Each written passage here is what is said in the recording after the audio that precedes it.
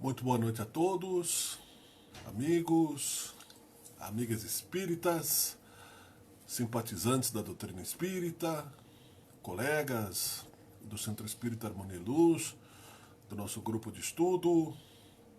Estamos aqui mais uma vez para conversar sobre espiritismo, sobre simpatizantes que somos da doutrina espírita e estudiosos, e em busca aí de sermos cidadãos melhores, compreendendo e seguindo nesta maravilhosa expressão da vontade de Deus, oriunda aí da mente de Jesus Cristo, e que nos serve neste momento. Eu sou Miguel Brambila, e todas as quartas-feiras nós estamos juntos aqui, né? Muito obrigado, quero dizer a todos, né, do nosso grupo da quarta-feira, né, que estamos com saudades, né, todos, né, não vou nem nomear nenhum, mas a todos, né, um grande abraço, e logo voltaremos aí com o nosso exercício mediúnico e com os nossos trabalhos. Hoje nós estamos aqui via digital, mas estamos unidos, né, numa grande forma de pensamento à distância, como disse Jesus Cristo, né, onde dois ou mais estiverem orando em meu nome, entre eles eu estarei. Então, que Deus nos ilumine neste momento, que Jesus Cristo nos acompanhe e que nos espalhem boas notícias, as nossas ideias e instruções espíritas que temos avançado e o dever de divulgar. Consideremos essa uma prece, né, que Deus nos ilumine. Nós vamos juntos até as 8 horas, 20 horas, né? Lembro sempre de trazer um copo d'água, para que a gente fluidifique essa água, né? Essa água vai se tornará fluida no final dessa exposição, assim como quando entramos na casa espírita, estamos entrando numa parte da casa espírita, esta parte do trabalho online é parte também da Harmonia e Luz, ou seja, estamos dentro da nossa casa espírita neste momento, então o atendimento está sendo feito. Atendimento, né, de encaminhamento de irmãos sofredores, o atendimento para conversar com esses irmãos, essas orientações aí que recebemos presencialmente, também estamos aqui neste momento repassando. Não é feito o trabalho mediúnico, mas como se sabe, o plano espiritual já sabendo, né, desse momento de pandemia com antecipação, porque Deus é onipotente, onipresente e onisciente, e nós mesmos, antes de encarnarmos, sabíamos disso, as nossas mediunidades mais ostensivas, neste momento, estão sendo poupadas. Ou seja, cada um que está fazendo a sua parte evangélica está sendo doador de fluidos neste momento, e estamos trabalhando quando estamos dispostos à noite, na hora do sono, ou quando estamos dormindo em outros horários. Mas a questão mais ostensiva da mediunidade está suspensa neste momento, e não é aconselhável a ninguém fazer trabalho em casa nesse sentido, né? Mas tenha certeza, né, que o mentor das casas estão protegendo aí de maiores obsessões, tá bem? Vamos ao tema de hoje, então. Eu vou referenciar Manuel Álvares de Azevedo, um poeta brasileiro do século XIX. Ele escreveu, entre outros poemas, né, num livro póstumo, porque ele desencarnou com 20 anos de idade, não era espírita, e os seus poemas só ficaram famosos depois da sua morte. No poema Lira dos Meus 20 Anos, no livro, né, Lira dos Meus 20 Anos, ele escreveu o poema Se Eu Morresse Amanhã. Isso se estuda muito na literatura do ensino médio, para o pré-vestibular, né, a literatura brasileira, mas havia naquela época o mal do século, onde o poeta inglês Byron escreveu também um livro que muita gente considerou um livro indutor ao suicídio de jovens.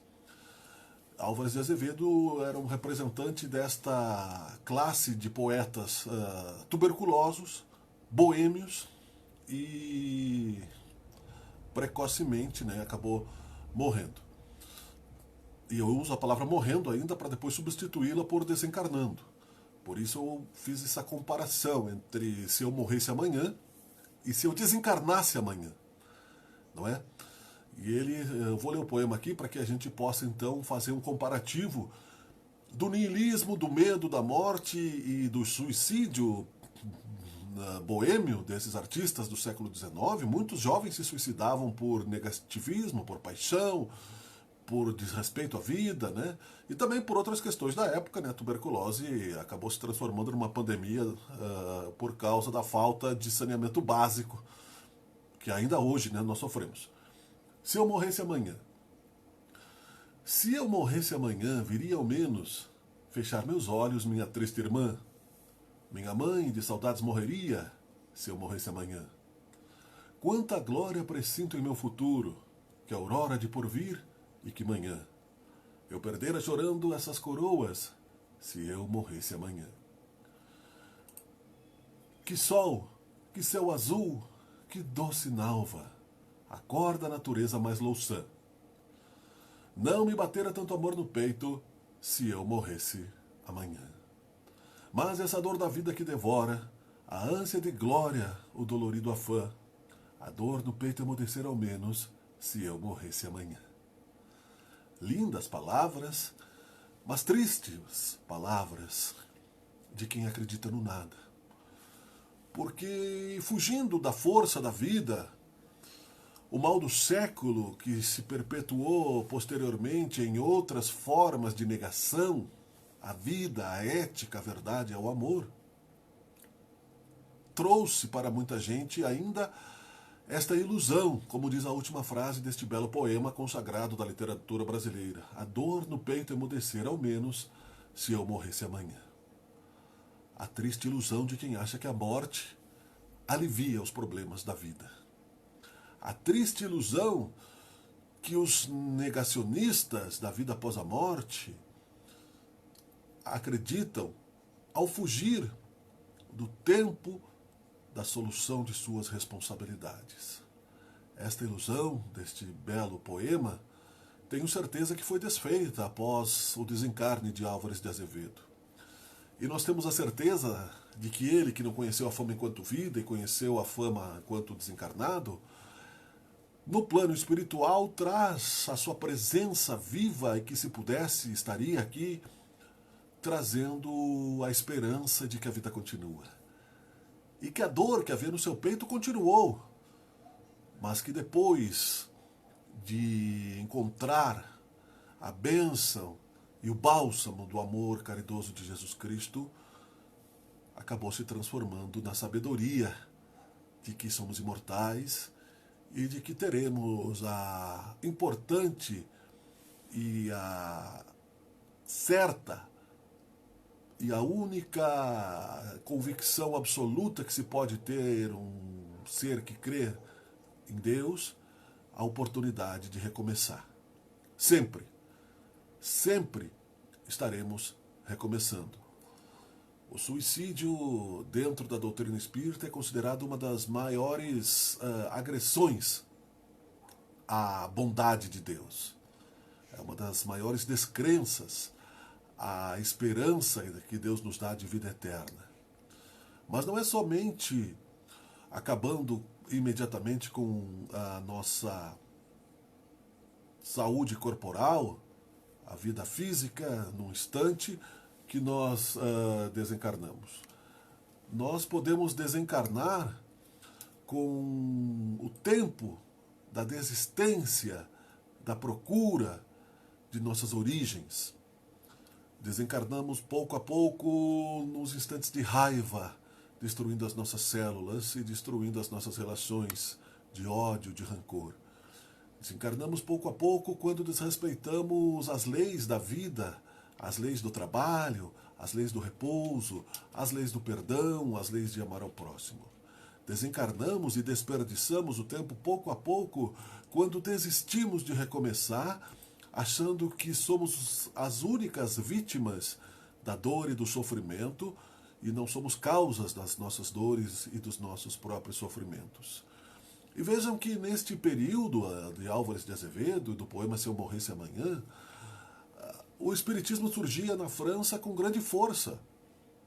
E na mesma Europa, comovida pelo materialismo e pelo intelectualismo que surgia naquela época do século XIX, em meados do século XIX, não por acaso Allan Kardec ali estava encarnado, mas por um cálculo divino, tinha que combater exatamente o tédio dos poetas, né, nihilistas, que acreditavam, né, que somente uma boa vida interessava, boemia e paixões, né, platônicas, e poesias, né, que levavam aí ao gótico, ao negativo, à zombaria de uma realidade mais profunda, aonde nós temos que nos submeter como criaturas pensantes a um pensamento maior que o nosso. Espicaçados, espinhados pela vaidade intelectual, até hoje cientistas, filósofos, políticos não acreditam na existência de um Deus maior, não acreditam na existência de um ser espiritual de grande luz como Jesus Cristo, porque na leitura histórica que se faz de Jesus Cristo, se coloca ele como um derrotado devido à sua renúncia a usar de violência para vencer o status quo da sua época, tendo sido ele, para muitos, um covarde ao não fazer com que a sua legião de anjos descesse. E quando disse ele, meu reino não é deste mundo, nos alertava que a vida continua para além do corpo físico.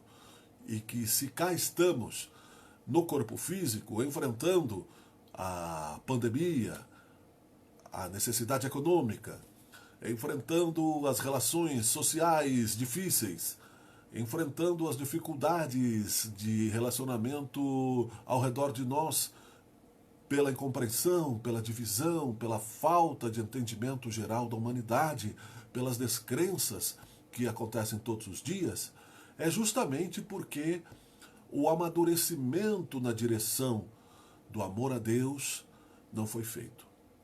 E não basta fugirmos.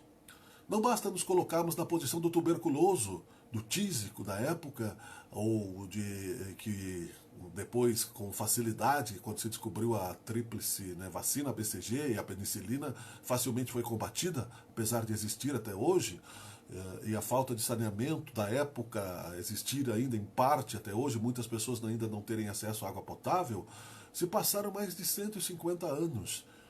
Mas os pessimistas, os entediados, aqueles que acreditam ainda de que somos obras do acaso, ainda estão combatendo de forma anticrística um pensamento mais amplo de amor, de caridade, de regeneração e de recomeço. Porque regenerar-se, e se somos seres em regeneração, no primeiro momento, espiando questões que temos que aprender a resolver, significa que também estamos retidos aí nessas realidades que não dependem somente da nossa ação, da nossa força de vontade, e dependem neste momento principalmente mais da nossa fé na vida após a morte e na continuidade da vida do que qualquer ato mais avançado na questão de resolvermos um problema mundial. Esse momento de reflexão interior nos deveria, pelo menos, fazer um meia-culpa para que pensássemos mais positivamente, como outros que já citamos aqui, que avançaram na história da evolução gradativa de seus espíritos, Santo Agostinho, por exemplo, e São Paulo, e São Francisco de Assis, e outros tantos, registrados mais pela Igreja Católica, que sempre teve seus escrivãos, do que pelo Espiritismo, que começou há 150 anos atrás, mas que juntos estão também num trabalho universal e vivos como espíritos, trabalhando na unificação do planeta regenerado após esta transição de início do terceiro milênio. Já prevista para a mudança de um mundo melhor, né, hoje que é dia de São João, né, por João Evangelista, na ilha de Pátmos, que recebeu o Apocalipse através da mediunidade, do exercício, do intermédio, né, de irmãos que trouxeram para ele a antevisão e parte permitida da onisciência divina, que fez com que combatêssemos aí esta materialidade, aquilo que Allan Kardec falava com grande ciência, que é o mal da humanidade. Não é o uso da possibilidade material que nos torna negativistas. Não é a utilização da riqueza que nos torna errôneos e renegados, mas é a má utilização. Você veja bem que esta má utilização, ela é uma tentação muito grande de todos nós. Caso contrário, não estaríamos aqui, neste momento, neste plano. E bem dito seja isso. E nem mesmo, né, nas hordas do plano espiritual, ou querendo reencarnar, né, ou vindo-os como voluntários, ou, né, tendo aí a necessidade de carimbar o passaporte para um outro plano. Então, substituindo a palavra se eu morresse amanhã para se eu desencarnasse amanhã, porque aí criamos um hábito na nossa linguagem de saber que a vida é imortal, nós não perdemos ninguém, primeiramente, como diz Divaldo Franco. Jamais alguém sumirá de nossas vidas se o amor for real, se não for apenas a possibilidade de utilização do próximo, como muitos o fizeram. Aquilo que se liga na terra se liga no céu. Hello, moto. Desculpe que às vezes o telefone toca aqui e atrapalha um pouquinho, né? Estou fazendo aqui pelos smartphone. Hello, moto. É minha mãe me ligando. Alô, mamãe, estamos em live, né? Vou pedir para minha filha. Hello, moto. Insistentemente, né? Desculpe, pessoal, né? Sabe que mãe é mãe, né? Se não fosse ela, não estaria nem aqui. Vai ficar registrado as suas ligações. Ela vai me ligar outras vezes ainda, né? Valeu, mamãe querida, obrigado. Então, queridos amigos, seguindo aqui a nossa questão de que se substituíssemos então a palavra se eu morresse amanhã para eu desencarnasse amanhã, como seria? Será que eu estaria pronto? A minha bagagem está pronta? Imagine se você está aí agora e alguém chega e te faz um convite e você não pode negar. Vamos para a França. Você sempre sonhou em ir à França. Vamos para a Inglaterra. Faça as malas. Né? O que você levaria na bagagem? Né? Você não poderia levar o seu carro, não poderia levar o seu computador, né? Mesmo que fosse de mão, muitas vezes nem passa, né, na alfândega. Você não poderia levar o seu cachorro, né? Você não poderia levar as suas árvores, né? Você deixaria a sua casa para trás e levaria, né, o seu pensamento, seus sentimentos, alguma roupa, né? E em caso de alguma emergência, tivesse algum dinheiro, algum cartão de crédito, você poderia lá comprar roupas, comer a comida que tem lá, e em caso de uma emergência real, como aconteceu inclusive na pandemia agora, muita gente se viu presa sem voltar para casa, tem que trabalhar, tem que se comunicar com outros seres humanos, com outra língua, recomeçar. O que você faria se você saísse de casa e por uma fatalidade qualquer, né, acontecesse alguma coisa e a sua casa sumisse? Você voltaria como? Né? Você está preparado para abandonar o seu corpo físico, seja ele o dia que for? Hoje? Amanhã? Depois de amanhã? Não com a mesma ilusão dos suicidas. Como diz o poema, né, de Álvares de Azevedo, a dor no peito emudecer ao menos se eu morresse amanhã. Né? Talvez essa dor que temos no peito, de problemas não resolvidos, de saudades, de desesperança, ela seria mais pálida e transparente e sumiria com uma esperança mais forte, mais vigorosa, se entendêssemos o consolador prometido que Jesus Cristo nos ensina ao nos dar a esperança de que nós, agindo na direção de uma semeadura saudável, colheremos frutos de um bom trabalho, da construção de um mundo melhor. E que teremos que muitas vezes passar pelo mundo físico em viagem como se estivéssemos de estação em estação, a cada vez que estamos aqui neste corpo e o abandonamos, e não é a primeira vez e não será a última que isso acontecerá, deixando para trás a história de um passado que está sendo vivido e que não podemos modificar, e a esperança de um futuro eterno, aonde nos tornaremos, sim, a imagem e semelhança de Deus, porque a morte não existe. Então teríamos mais forças para viver, como disse Jesus, um dia de cada vez. Se eu desencarnasse amanhã, será que eu teria aproveitado o tempo para dizer eu te amo? Será que eu teria aproveitado o tempo para dizer me desculpe? Será que eu teria aproveitado o tempo para ser minimamente mais solidário? Será que eu teria aproveitado o tempo para fazer uma fração sequer de uma migalha da minha mesa de caridade? Será que eu teria exercitado um pouquinho que seja, não como santo, mas talvez como um cristão um pouco mais consciente da divisão de tarefas de conhecimento? Será que eu teria buscado um pouquinho mais de humildade em saber que só sei que nada sei, como filosofou Sócrates, bastante citado na doutrina espírita, porque é considerado um pré-cristão, um homem sábio, e sabia que continuaria a sua existência após o corpo físico? Isso tudo faz parte do exercício que precisamos fazer. Parece óbvio, parece claro, mas estamos falando de morte do corpo.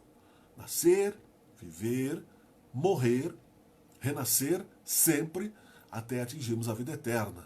Isso Allan Kardec consagrou na sua obra espírita, nas suas obras, e assim nos trouxe a lei da destruição. Aquilo que precisa ser renovado, como folhas secas que caem de uma árvore, para que o novo broto nasça e se revigore como uma seiva mais forte, mais saudável, mais nutritiva, também deve nos trazer resignação, não submissão. Veja que são palavras diferentes. A resignação significa aceitar aquilo que não podemos modificar. A submissão significa aceitar um sofrimento cruel e cínico e que não nos traz nenhum benefício. Numa parte do Evangelho onde se fala bem e mal sofrer, nós temos esta lição para refletir. A resignação significa que eu posso retornar à juventude? Não. Nessa vida, na próxima encarnação, sim. Eu posso fazer com que aqueles seres que desencarnaram e que estão no plano espiritual, meus ancestrais, voltem à vida por magia, por milagre? Não. Por materialização de espíritos, temporariamente, sim. Se houver necessidade, porque estão no plano espiritual. Eu posso, neste momento, inclusive onde as autoridades mundiais estão restringindo seus territórios, as suas fronteiras, ir além daquilo que a lei do homem me permite, sair alopradamente, sem roupas na rua? Não. Seria um louco, um psicopata. Eu posso invadir a felicidade do outro para satisfazer as minhas paixões? Se eu vivesse sem roubo, eu faria isso e depois seria responsabilizado pela lei de causa e efeito, como fariam os imperadores, Calígula, né, e outros tantos, né, inclusive que colocou seu cavalo em Citatus, né, como senador da República, e assim por diante. Então muitas coisas nós não podemos e temos que aceitar, porque é obra de Deus. Fazem parte do amar a Deus sobre todas as coisas e o próximo como a si mesmo é o respeitar a liberdade do outro. Eu posso, por exemplo, fazer apologia do suicídio? Posso. Agora eu vou me responsabilizar por isso. Existem regras, restrições sociais aonde que a nossa liberdade, portanto, nos submete ao respeito da felicidade do próximo e das leis de causa e efeito, inclusive sobre nós mesmos. Então eu preciso me resignar. Neste momento, posso não lembrar que eu pedi para passar por determinada situação kármica antes de reencarnar. Pedi para passar por esta pandemia e talvez até ser contaminado com este vírus letal e talvez até desencarne nesta realidade. Um exemplo, né? Não é o que nós desejamos, obviamente. Mas a lei do esquecimento que nos livra de humilhações e de orgulhos e de novas quedas, porque é uma misericórdia de Deus, nos faz lembrar que se isso acontecer, eu terei a possibilidade de me revoltar? Sim. Mas vai adiantar isso? Eu vou resgatar-me se eu esperneio diante da vacina, diante da agulha, da vacina que dói, para me trazer proteção, como criança mimada? Talvez não traga nenhum tipo de progresso emocional esta rebeldia. Então você veja bem que outros exemplos podem ser dados, né, infantis, eu sei, mas ilustrativos, porque nós não pensamos nisso. Parecem infantis quando são verbalizados, mas eles não são tão infantis no íntimo das nossas consciências, porque nós agimos assim. Os negacionistas, por exemplo, que acham que é uma conspiração do mal este momento de pandemia, estão vivendo assim, não sabem que esta é uma vontade de Deus absoluta e suprema e soberana, porque Ele é o Senhor dos mundos. Não permitiria que 8 bilhões de pessoas estivessem, né, no mesmo enigma a ser resolvido, que é a cadeia genética do coronavírus, por nada, por acaso. Se nós vivemos girando em torno do Sol e girando em torno do mesmo eixo, se a galáxia viaja por outras galáxias, a Via Láctea, atravessamos universos. Se o cometa Halley, que passa a cada 75 anos pelo nosso planeta, né, não nos destrói, será que nós achamos realmente, né, que isso que está acontecendo conosco é obra do acaso? Então temos que ser resignados, porque não é. Submissos seríamos se, por exemplo, estivéssemos debaixo de uma marquise e pedíssemos, né, que Deus nos ajudasse, porque a marquise vai cair, e ele dissesse, dê um passo para o lado, e não dessemos esse passo. Aí seríamos submissos, né? Seríamos, inclusive, omissos, né?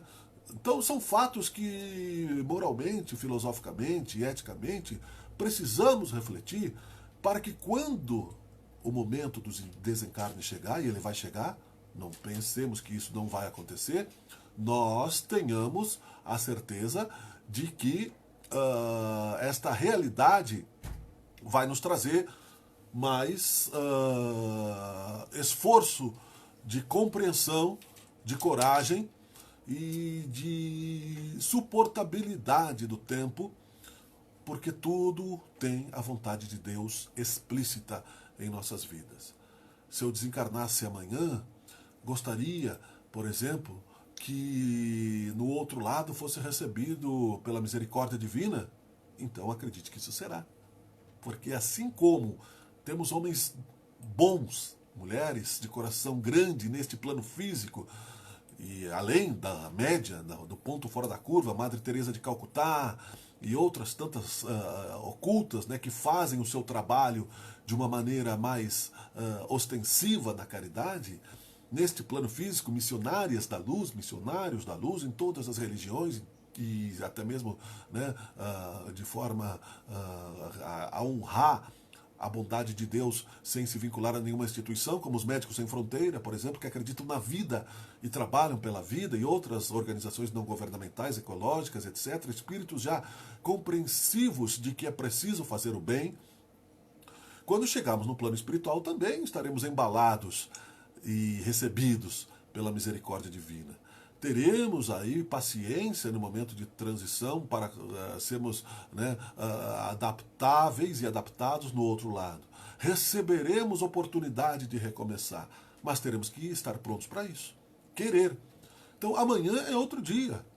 Se eu morresse amanhã e o nada apagasse o meu passado, seria injusto para com aqueles com que eu fiz sofrer. Seria injusto e seria um prêmio para o mal se o nada acontecesse depois de um suicídio, depois de uma fuga. Adolf Hitler, ao ser, depois da derrota na Segunda Guerra Mundial, cercado em seu bunker, suicidou-se. Nunca apareceu, é verdade, né, os seus despojos.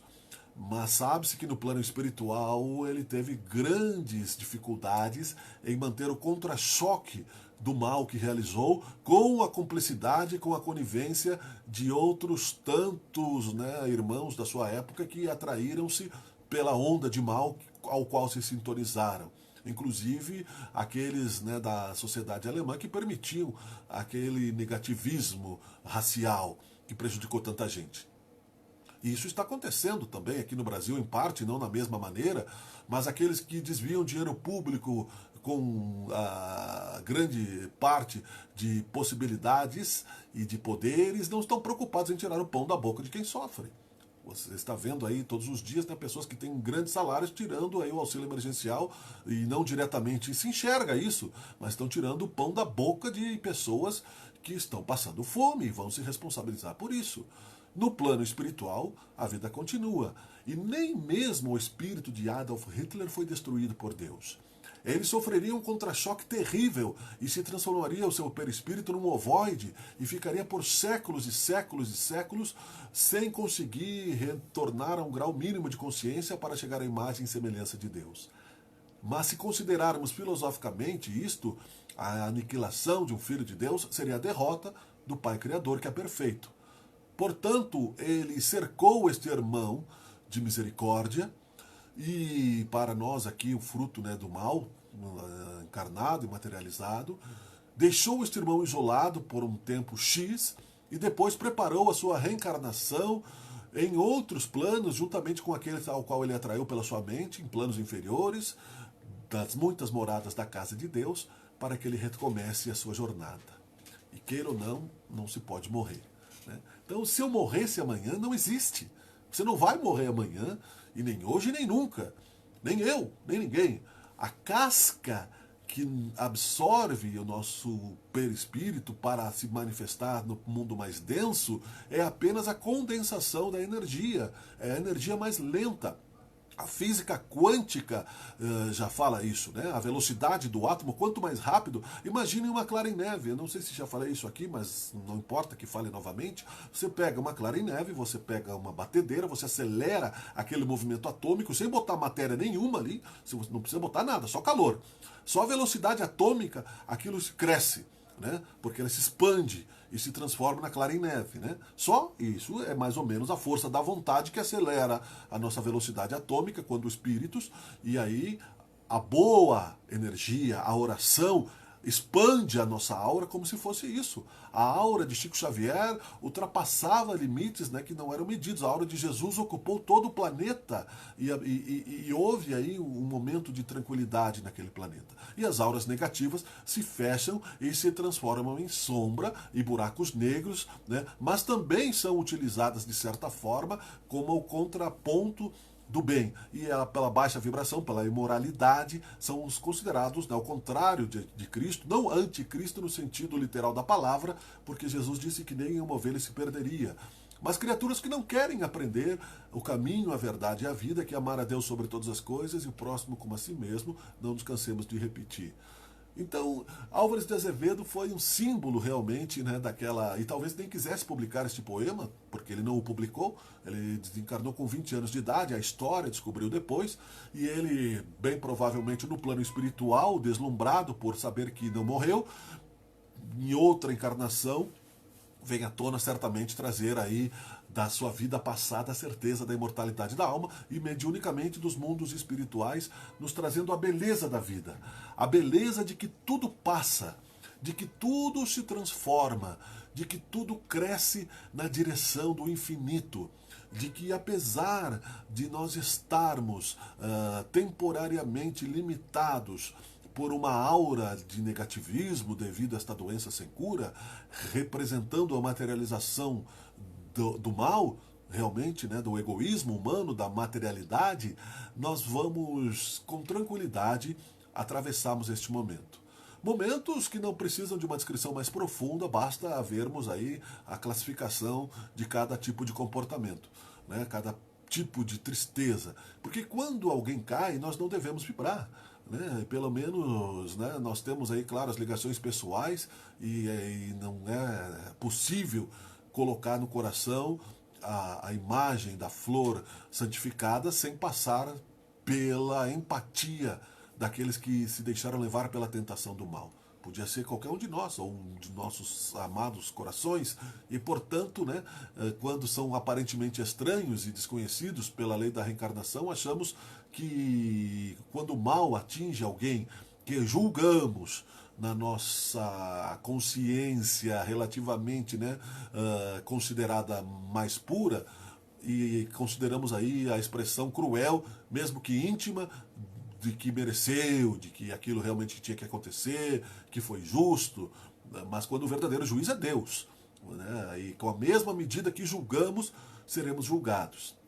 O Brasil, apesar do caos que estamos vivendo neste momento, e é preciso que o caos transforme uma casa em obras para que as paredes derrubadas possam ser colocadas em lugares mais sólidos, que os pilares rotos e ruídos, né, pela ferrugem e pela desordem possam ser reconstruídos, é ainda assim o coração do mundo, a pátria do Evangelho. Nós vemos grandes obras de caridade ao lado de grandes egoístas ainda acontecendo neste plano. Mas você veja bem que isso logo se denuncia, logo a justificativa ou a vergonha, ou o arrependimento, o recomeço, se faz com maior grau de velocidade do que já se fez.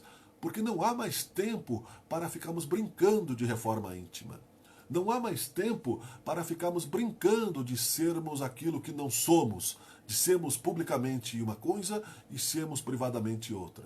Não há mais tempo de enganarmos as nossas consciências, mas é o momento de enxergarmos junto de nós próprios, diante do espelho, diante da convivência conosco mesmos, que temos que ter mais intensamente neste momento de solidão, neste momento de reclusão social, neste momento, né, de onde muitos se desesperam com pequenos prejuízos e outros conseguem conviver com isso de uma maneira mais profunda, porque quando desencarnarmos, e se desencarnássemos amanhã, todas as nossas empresas vão ficar. Vão ficar os nossos discos, vão ficar os nossos livros, vão ficar os grandes negócios, vão ficar as nossas lanchas, os nossos bancos, e levaremos somente, como diria, né, a roupa do corpo espiritual. E aí chegaremos lá de uma maneira mais consciente, quando estamos mais bem relacionados, eu diria, com a oração, com o esforço de estarmos procurando sermos fortes no momento de necessidade. Eu vou me aproximar da conclusão dizendo que a rotina da morte não é a banalidade da morte.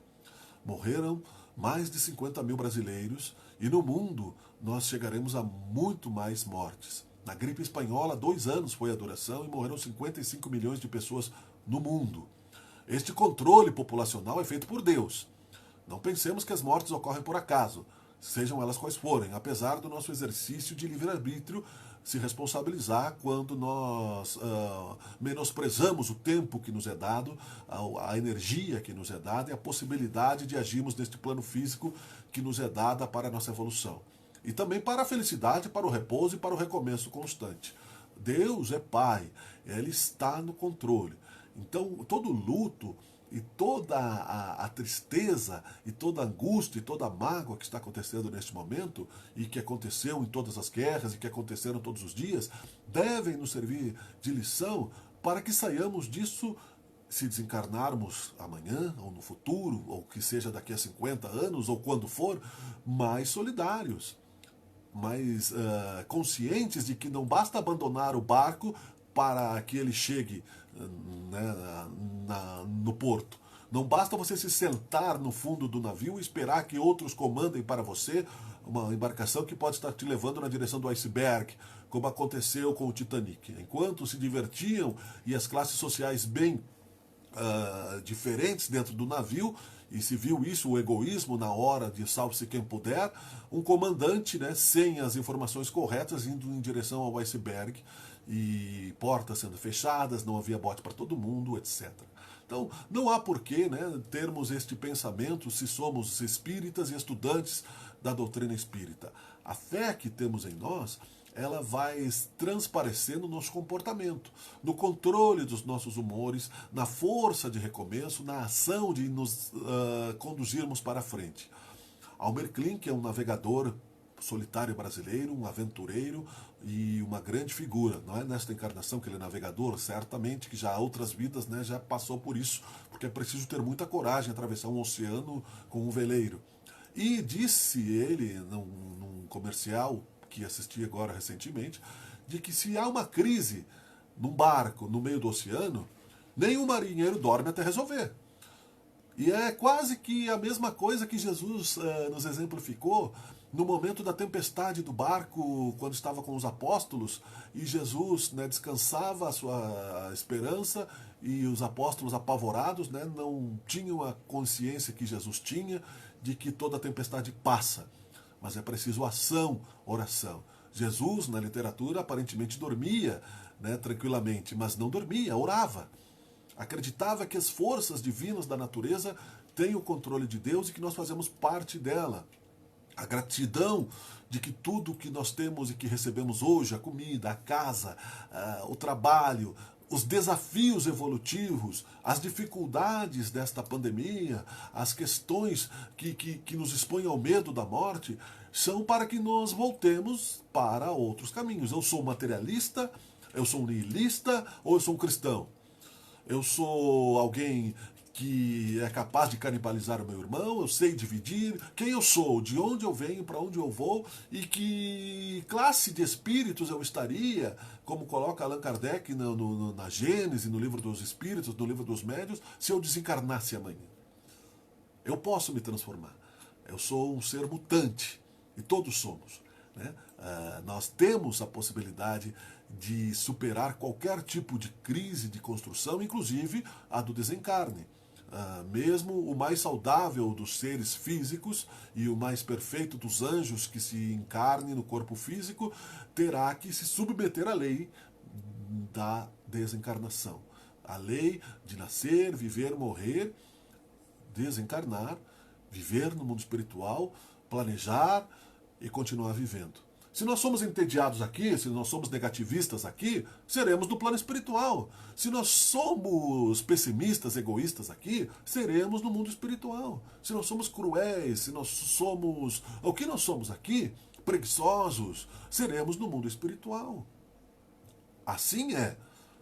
Tem uma passagem do filme de André Luiz, No Nosso Lar, onde está lá o irmãozinho atendendo as pessoas, talvez seja o Gúbio, e uma senhora que está lá por algum merecimento que tenha, mas não quer trabalhar, né? Acha que não precisa, porque ela acha que não precisa.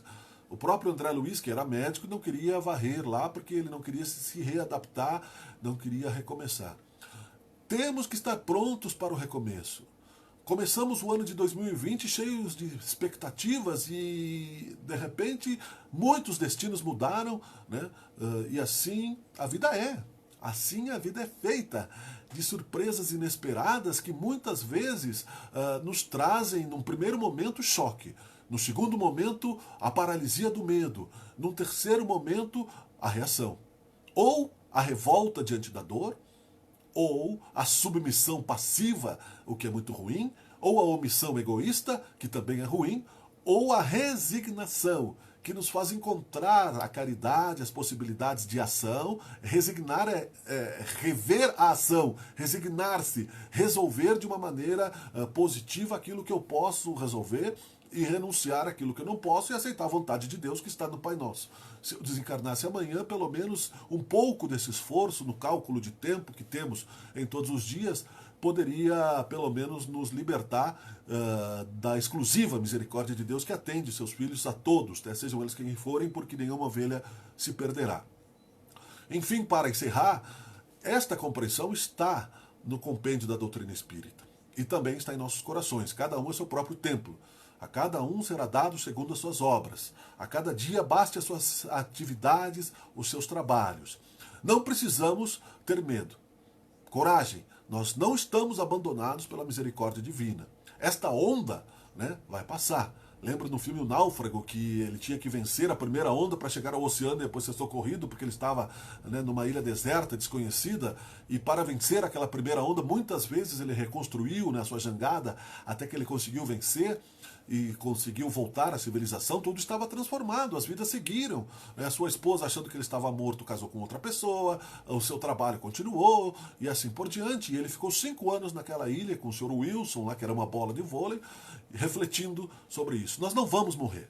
Nós somos as nossas próprias ilhas. A onda são os problemas, os desafios que nós podemos dividir com Deus e ter a certeza de que dias melhores virão. Temos mais força do que nós imaginamos ter, precisamos ter mais coragem para aceitar o sistema do universo, que é um sistema bom.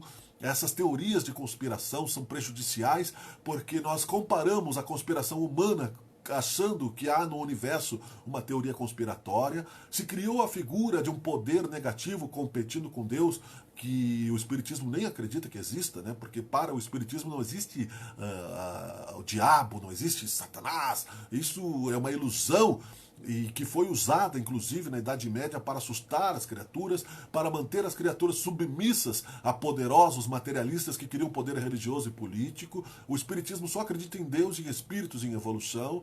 Então, não há um sistema de conspiração do universo, né? Não há um sistema capaz de derrotar o nosso Deus Criador. Não há, a não ser, como disse Chico Xavier, o mal que há em nós mesmos. E o mal é a ausência do bem.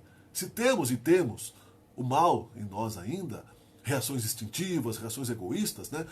Elas vão, muitas vezes, nos colocar em armadilhas, em descontroles, mas podemos recomeçar. Nenhuma vez perderá, a vida é eterna, e tenho a certeza de que se desencarnássemos com esta consciência, uma simples oração, no momento de chegarmos ao outro lado, nos abrirá portas de maravilhas que existem e que, como disse Jesus, né, aqueles que tiverem ouvidos de ouvir, ouçam, aqueles que tiverem olhos para ver, né, enxerguem a felicidade da vida. Tudo passa, Deus é suficiente. Muito obrigado pela atenção de todos, né? E que nosso irmãozinho que colaborou com este poema, tenho certeza que já evoluiu muito, Álvares de Azevedo, e que ele também receba, né, nossas orações, porque foi, né, o nosso convidado de hoje.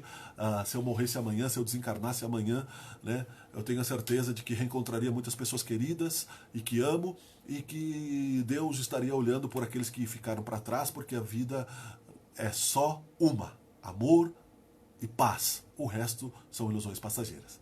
Tá bom, queridos irmãos? Mais uma vez um abraço, vamos em frente, né? Agora eu vou ligar para minha mãe, que estava me ligando.